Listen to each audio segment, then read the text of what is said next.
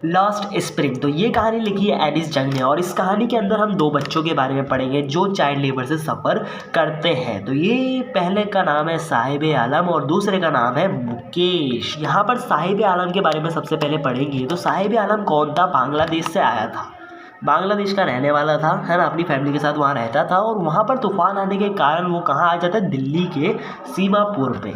सीमापुर क्या है? सीमापुर एक स्लम एरिया है जहाँ के जो लोग हैं ज़्यादातर रैग पिकर्स होते हैं, जहाँ के लोग झोपड़ियों में रहते हैं, जहाँ की झोपड़ियों की जो छतें होती है वो टीन से बनी होती है, टारपोल से बनी होती है, मतलब पन्नी से बनी होती है, पन्नी से, ठीक है, ब्लैक पन्नी से, शीट से बनी हुई होती है जहाँ की छतें, जहाँ पर वेल ड्रेनेज सिस्टम नहीं है, ड्रिंकिंग वाटर नहीं है और क्या बोलते हैं बहुत ही कम फैसिलिटीज़ है या नहीं, है ना।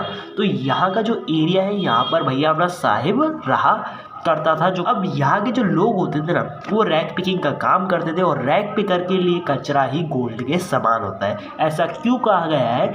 क्योंकि जब रैग पिकर रैग पिकिंग करते हैं तो उन्हें कभी कभी उनमें 1 रुपया, 10 रुपये का नोट, 1 रुपये का सिक्का मिल जाता है, कभी कभी फटे जूते मिल जाते हैं जो उनके लिए काफ़ी ज़्यादा वैल्यूबल चीज़ें हैं। और वहाँ के जो लोग थे ना सीमापुर के, वहाँ के जो लोग थे ज़्यादातर रैग पिकर्स थे जो अपना 2 वक्त की रोटी रैग पिकिंग कर ही कमाते थे और खाते थे। जो साहिब है किससे मिलता है? एनिस जंग जो एक राइटर है ना, वो उससे मिलती है और वो उससे पूछती है कि भैया तुमने जूते क्यों नहीं पहने हैं? ये कोई सवाल होता है? पहले हाय हेलो बोलो, उससे पूछा कि जूते क्यों नहीं पहने हैं, है ना, जूते। अब साहिब बोलता है कि मैंने जूते इसलिए नहीं पहने क्योंकि ये हमारा ट्रेडिशन है ना, ये रैग पिकर्स का ट्रेडिशन है कि वो जूते नहीं पहनते हैं। लेकिन असल में बात क्या थी कि वो जूते पैसे खरीदने, जूते के पैसे नहीं थे उसके पास खरीदने के लिए। ऐसे ही दूसरे लड़के से पूछती है वो, उसके दोस्त से, वो भी टोली के साथ घूमता था अपना साहिब भाई, है ना, उससे पूछती है तो वो बोलता है कि मेरी मम्मी ने जो है जूते कहाँ रख रखे? ऊपर रख रखे, उसे उतारना पॉसिबल नहीं है। अब क्या होता है, साहिब से वो जो एनिस जगह है वो पूछते है कि अगर मैं तुम्हारे लिए स्कूल खोलूँ तो क्या तुम उस स्कूल में आओगे?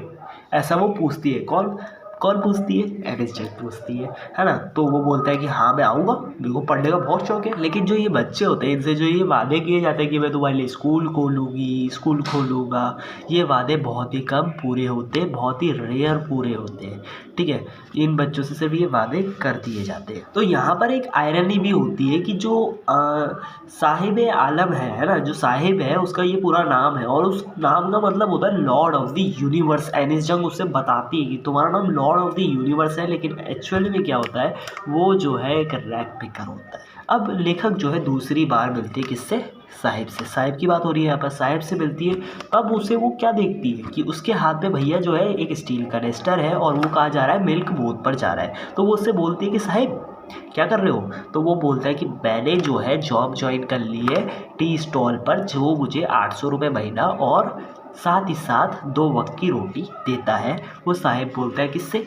एनिस जंग से। अब जो राइटर है वो ये महसूस कर जाती है उसके रिएक्शन से कि भैया वो काफ़ी ज़्यादा सैड है उस जॉब को करते हुए, क्योंकि जब वो रैग पिकर था उसके पास पूरी तरह से फ्रीडम हुआ करती थी, वो जब चाहे जहाँ चाहे जा सकता था, है ना, और वो जो बैग है वो भी उसका हुआ करता था और काफ़ी हल्का हुआ करता था। वो जो है सुबह निकलता था और दिन में गायब हो जाता था, है ना। ऐसा होता था जब वो रैग पिकर था। लेकिन जब वो टी कनेस्टर, मतलब जो टी स्टॉल पे वर्क करना स्टार्ट कर दिया उसने, तो वो जो टी कनेस्टर उसके पास वो भी उसके मालिक का है ना, काफ़ी ज़्यादा भारी भी है, तो इसका बोझ उसे दबाए रखता है। उसे काफ़ी सैड फील होता है कि भाई मैंने अपनी फ्रीडम को खो दिया जब मैं रैग पिकर था।